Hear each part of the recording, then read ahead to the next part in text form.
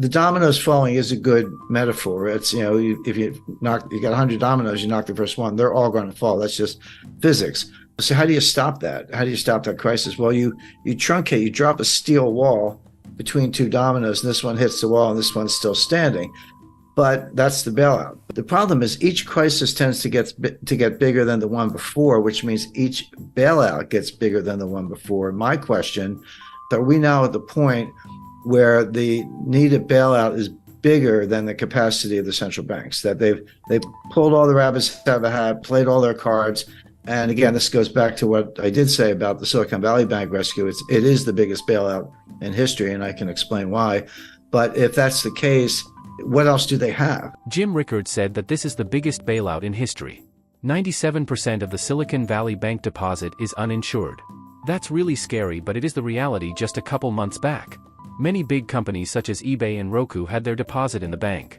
And also small startups with just 100 employees with $5 million working capital. What happens when the bank can't meet its obligation because they don't have the money? Well, there will be a bank run. Started with one guy named Peter Thiel who tweeted on Twitter, and boom. You got yourself a bank run. Back in the days, people would wait in line and crammed in the bank just to get their money back, but now we can move billions of dollars just with our iPhone. And Jim said that the next crisis will be in the dollar itself because people will lose confidence in it, so we can't bail out the dollar with the dollar itself. So what should we do? Let's hear more from Jim.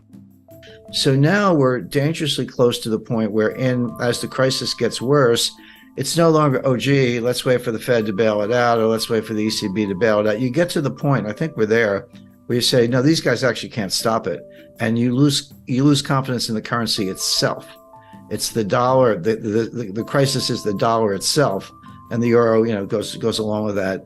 And then that's the crisis. And there's no way to bail out a dollar crisis with dollars, because you're just pumping more of what people have lost confidence in. And then, then where do you go? And there are good answers to that. We've seen it again. We've seen it all before.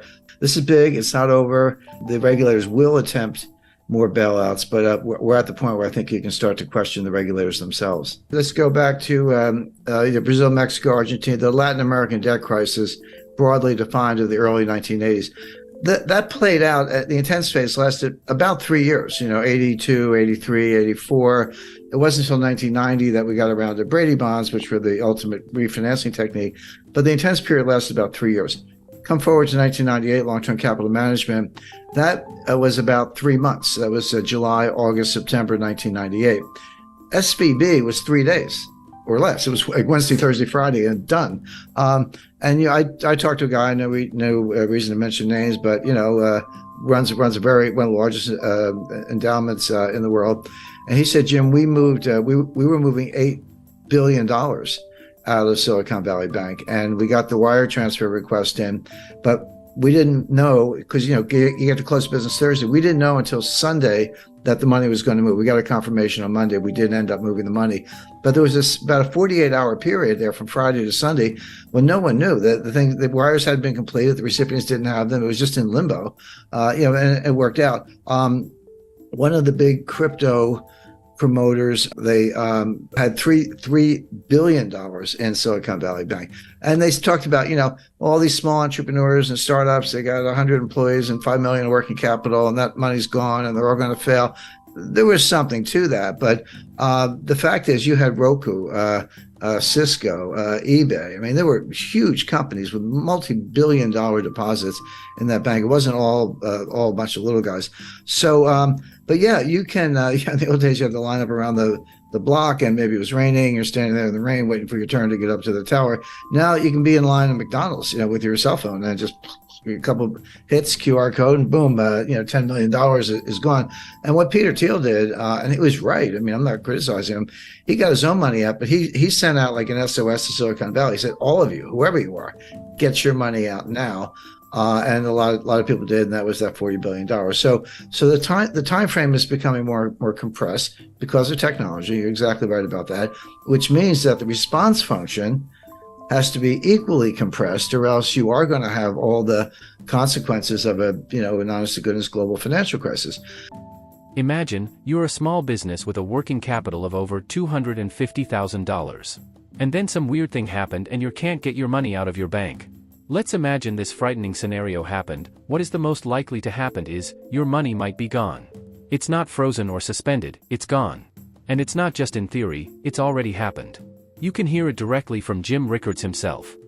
And I'm not sure if everyone knows the sequence, but on Friday night, March 10th, the FDIC took over Silicon Valley Bank. And they issued a press release. And they said, here's what we're doing. We're taking over. We're putting it into what's called a receivership.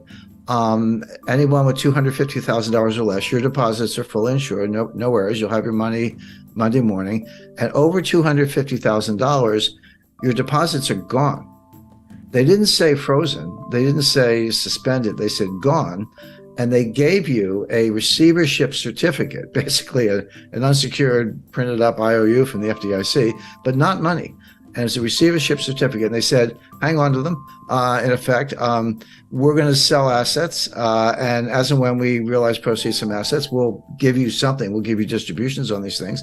Don't know how much, don't know when. We'll do the best we can.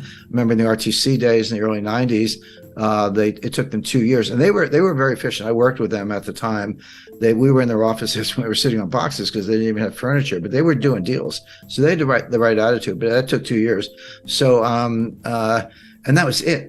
Well, that's when I call the billionaire crybabies came out in force. Bill Ackman, all these guys. Oh, you got to save us. I was like, well, you got to trade on Bill. $5 billion is not enough. But anyway, they pounded on the White House all weekend. Now here's something that very few people. So almost nobody knew at the time except the management, although they seemed to be asleep at the switch.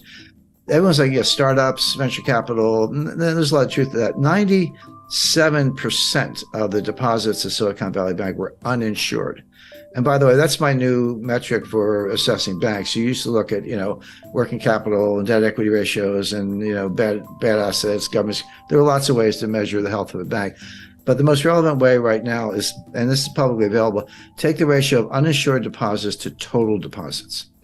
30% is comfortable. If you're like, 70% of my deposits are insured, which means they're not panicky. They're not necessarily going to run for the hills. 30%, okay, uninsured, but I have assets. I have that much cash or more. That's a comfortable ratio. When you get over 50, you're in the danger zone. Well, Silicon Valley Bank was 97% uninsured, which meant all the money was going to run, and it did. So that's a way, if you're looking at these big banks or any institution or your own savings institution, to look at it. We're not getting political here, but anything that go woke will go broke. SVB invested a lot of their customers' money, well maybe 97% of them, into what Jim Rickards called a green new scam projects, like investing in wind turbines, new battery technologies, electric cars, etc. The point is there's a lot of government subsidies and corruption in the so-called ESG investing. And your money is in a high-risk position if your bank is invested in these projects. But Silicon Valley Bank was a climate bank. Were they investing in startups? Yes. Were they investing in technology? Yes. But these were climate. These were green new scam startups looking at, battery technology, chemistry, physics, to try to make a better battery. But not much improvement in the battery in 200 years, but they're working on it. Wind turbines, other sustainable fuel alternatives, et cetera. Again, I'm not do that if you like, if that's your field of research, but so much is subsidized by the government and then further subsidized by Silicon Valley Bank. And that's where the assets were. That's where the loans were, by and large. And so the White House is getting hammered, not only because of entrepreneurs, job losses, and by the way, we are in an election cycle here in the United States, but from the greenies who are extremely powerful. So that was Friday night. So Saturday, everyone's crying to the White House. Sunday night at 6 o'clock. By the way, mark that on your calendar. Sunday, 6 p.m. is when they tell you what they're going to do. 6 p.m. Sunday, November 12th, they came out on, March 12th, they came out on Silicon Valley Bank. The following week, 19th, that was Credit Suisse. And then the week after that was something else. But they always announce the collapse on Friday and they announce the relief on Sunday. So they have the weekend to work on it. But you got to be careful about 3-day weekends. We got Easter, Easter is an example. But